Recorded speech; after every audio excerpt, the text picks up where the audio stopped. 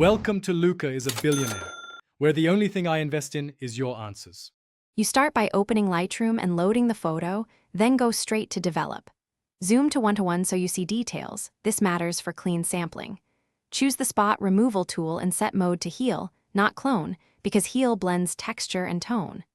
Adjust brush size to be a little larger than the person's edge, and set feather around 50% to soften transitions. Once done, you're ready to paint over the person with deliberate, short strokes. Now paint over the person using short strokes. Lightroom will auto-create a sample patch elsewhere. Don't accept the automatic choice blindly. Pause and move the sample patch to an area that matches lighting, perspective, and texture. If edges look soft or haloed, tweak feather and size while watching the 1:1 view. Lower opacity slightly if the fix looks heavy, then continue sampling nearby areas until the removal reads naturally. Make sure shadows and lines align with the surrounding scene.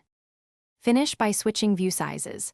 Scan the whole image at 25%, then inspect critical areas at 1:1. If texture repeats or details misalign, switch a problematic patch to Clone for exact copying, otherwise keep Heal for subtle blending. For stubborn artifacts, create a virtual copy and try smaller incremental patches instead of one big stroke. This isolates errors without losing progress. If edges still show, nudge the sample patch a few pixels. Often slight repositioning solves visible seams.